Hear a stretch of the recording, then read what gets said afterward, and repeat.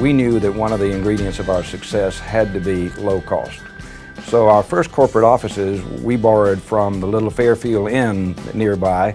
We went in every morning and sort of waited for the business people to finish up having their coffee, and as they began to leave, we sort of moved in and closed the area off, and that became the first real corporate offices of our company. We had a favorite place named Po Folks over on Old National. That's where we went almost every day because they knew when we were coming. They gave us a table where we could get off and draw the plan out on napkins and have some good home cooking at a very affordable price. First thing, we had no computers, we had no tables, we had no cleaners, caterers, no crew scheduling. We started booking reservations at the end of the first week. We were taking cash over phone. Checks over the phone. We sent in to the home office. Putting reservations on hold for what was supposed to be 48 hours, but by the time we collected the money, the passenger had already flown. We were getting checks and we didn't know what to do with them. They were coming in the mail, Federal Express. Yeah. It was fun. It was interesting back then. We had 3 destinations that we flew on 2 airplanes. Well, we didn't have a plane. Right, we know that. We didn't have a plane because we were waiting. Of the plane. Right, they told us that the plane was coming. My wife and myself and my daughter, we decided we'd just ride out to the airport one day. So we came over to see concourse, and as we arrived over there, there was one airplane sitting on the concourse parked parallel to the concourse. And we go outside, standing on the landing, looking up, trying to see the plane go over because we've taken all these reservations. We don't know where we're going to put these people, and we were hoping that the plane come. And it was the first value jet aircraft, and I looked down and I could see the airplane I was going to be flying, and I saw this little powder blue airplane down there with a critter on the side, and I said, man, look at that, I'm going to be flying that plane right down there, the value jet plane. That's a new airline starting up. The mini-evac is a term given to an exercise that an airline has to go through in order to get certified. The way it operates is 3 flight attendants are put on the airplane. The goal is when a signal is given, all of the usable exits must be opened within 15 seconds. And we went into action and ran to our exits, opened them, blocked them, did whatever was required, and I understand that our FAA, Chief FAA Inspector, who was responsible for the drill that night, looked at Lewis and said, Mr. Jordan, do you have another slide ready to go? And Lewis said, yes, sir, we do. And the FAA man says, well, put it away, they made it. Well, an interesting part of the startup of ValueJet was the fact that we were the first and only ticketless airline in the country. You didn't really know what to expect. You just, customer showed up, and if his name was on the manifest, and that was it. And then, gee, today, if you ask for a paper ticket, the airlines want to charge you $25. Interestingly enough, one of our partners, Maury Gallagher, was the man who thought ticketless made a lot of sense. I thought it was a step too far. It was ahead of its time. And I was negotiating to not do ticketless, to wait and see how our startup was before we brought ticketless in. And each one of us put up $1 million to fund the startup of the company apiece. And it came down to where Maury said, if we don't do ticketless, I'm not putting in my $1 million. Conversely, they were concerned about starting up in Atlanta because, you know, there is an airline in Atlanta that has over 600 jet departures a day. They said, why do we have to attack the greatest repository of airline power in the world? And I said, well, because I know it'll work in Atlanta, and if we don't do Atlanta, I'm not putting up my $1 million. And so that's how we both conceded that point. And it ended up, we were exactly right to do ticketless and exactly right to do Atlanta. Nobody told us that we weren't supposed to be able to do what we did. We had a great time. We didn't know how it was going to turn out on day one, but it didn't take long until these DC-9s started filling up with people. And there were more than 2 DC-9s, and then we were a real airline. There is an element of satisfaction that comes with being part of an entrepreneurial company and using your creativity. In the early days, I was dubbed as Captain Value. because somebody had to do it. Somebody had to take the role as Captain Value, defender of low fares. It was different from any place that I've ever worked. We had to procure our own parts, order them, go pick them up from the stock room, install them, inspect them, and inspect the work, and take care of everything that was to do with the maintenance of the aircraft. Starting AirTran actually occurred to get out from under the major carriers' direct control and auspices. We wanted to go out and create and do things, and it was really to create and make a successful company without a major carrier's influence. We thought that the hub bypass strategy would work. As a parent, I'd much rather go nonstop to Disney World or Universal Studios than make a trip through a hub and have to worry about my little kids running around an airport. And we could also save the passenger money and time, so we thought it was a lot more convenient that way to just go nonstop, and the strategy worked, and people did come and they did fly on us. One of the proudest moments I had at ValueJet, and there were many, clearly, was when we took the company public in June of 1994. Here's an airline that was only at that time 7 months old and went public, and that's phenomenal. And it was a very stirring thing, and I took a lot of pride in that, and all of the employees and people at ValueJet did too. For me, one of the very proudest moments was the first day we flew after this airline had been shut down by the government. What was demonstrated by the people of this company who refused to give up, who pulled together through that difficult period of time and said, we will fly again, and we'll fly better than ever. We'll be back in the air, we'll serve the public, we'll continue to do what we've always done, put safety number one, taking care of the customer, being sure that everybody continues to enjoy the fun and friendly environment, made me extremely proud.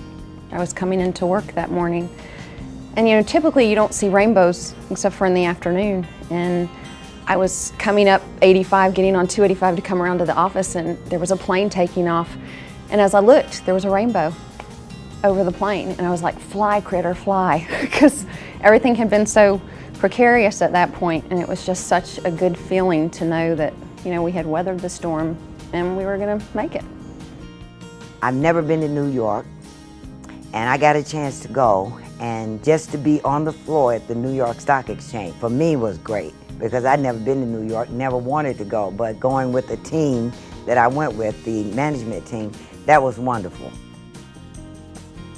I distinctly remember one of our captains telling me after we had been flying for a couple of years that he remembered when he first came into the office for his interview, and he said, who's that guy emptying the trash over there? And they said, well, that's our president. And he said, I knew this was the place I wanted to work. It was almost like a family atmosphere, very entrepreneurial. Just get it done, do whatever it takes to make it happen. And I think successful companies have a corporate culture that is defined, that people think about. The thing with both ValueJet and AirTran is you're able to wear a lot of different hats. You're able, I guess, to expand and do a lot more things than I would have if I'd gone to one of the larger airlines. One of the marketing things was to start a kiosk at North Point Mall, and I ran that kiosk. We would sell mugs and t-shirts and whatever was available at that particular time, but we also made reservations, and we booked various reservations for the people, and at the same time we did a lot of marketing. We'd go over and talk to people and tell them about the airline and try to get the kids over to play with the little critters that we had and everything. It was great. Most of us did that on a volunteer basis. We were excited enough and dedicated enough. I mean, I know that I went to Indianapolis and spent a weekend, you know, at a travel expo promoting the company, and people had never heard anything about us, and handing out critter stickers and timetables, and it was exciting to be part of something that was new. People just took care of this airline. It was like watching your children grow up and grooming them and helping them make it. That's exactly how everyone felt about this airline. We just loved it. It was very much a part of us. When I think of the airline today, I think of all the opportunity, all the great success that they've had so far, and I think of the almost 6,000 jobs that the airline provides and the professionals that run service every day, day in and day out to our passengers, and I just go, wow, the company has touched the lives of so many people, both passengers and employees. I think of the tremendous leadership under Joe Leonard and Bob Finaro, and I basically just take my hat off and say congratulations to all the employees of AirTran and congratulate you on your 10th anniversary. I'm proud to be here tonight because it's amazing what this company's done in 10 years. From starting from a very small company up to the company we are now. And who knows what the future's going to bring. It looks like we're really going to be growing, so it's very, very exciting. Thinking back on how small we were in the beginning and how big we are now, there's some self-satisfaction in knowing that I was a part of that. You know, I'm so proud to just be involved with the company. I think that the baby that Louis and I brought has grown to something far beyond what we dreamed. And I think that the management team, Joe Leonard, Bob Finaro, his management team, all the crew members, when I am out riding the airline, I am proud to say that I was a part of this airline in the early days. And it's become one of the premier carriers in the industry, and I'm just so proud to say I was there when it started. You can set your own destiny in this company. Just keep striving and give it your all. We're looking for the best. And if you think you're the best, just hang in there and you'll shine. Somebody told me when I first started with an airline, they said, you'll either love it or you'll hate it, but if you love it, it'll get in your blood and it won't ever leave. And that's how I feel. And I have to tell you that, like everyone else, I feel very much a part of this company. And I'm proud to be here. I feel like I grew along with the company.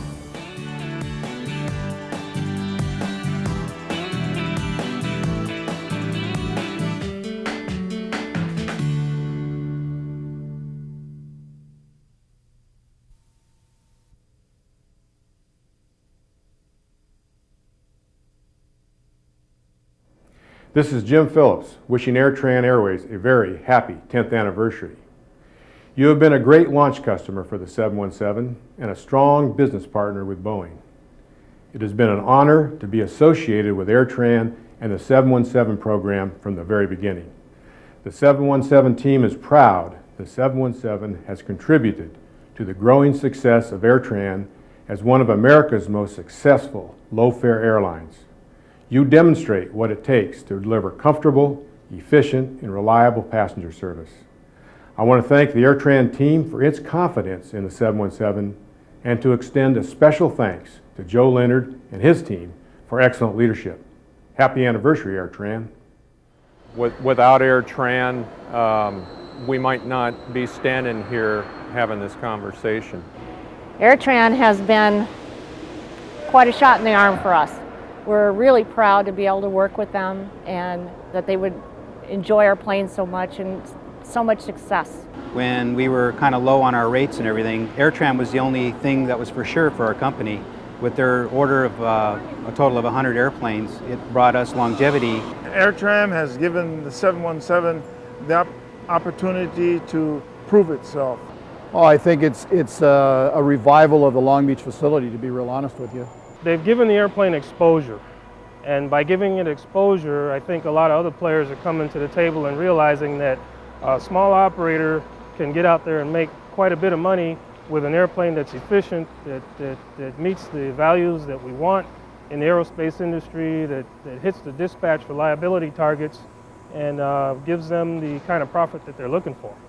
Well, AirTran has been the lifeblood of the 717 program. I mean, they were our first customer and they've purchased our airplanes, and they've been a great seller for us because they believe in the airplane as we do, and it's just been a great symbiotic relationship. AirTran put their trust on us and the 717 program, and we're very grateful for that. I'm impressed at the fact that they've turned their business around in one of the most difficult business climates of all time. AirTran has been successful because they have a lot of great people that work for them, and they buy aircraft from the Boeing company. Happy anniversary,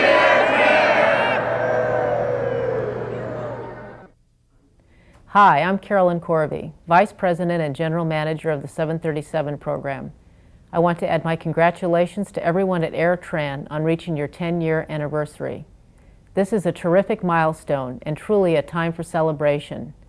We are especially pleased that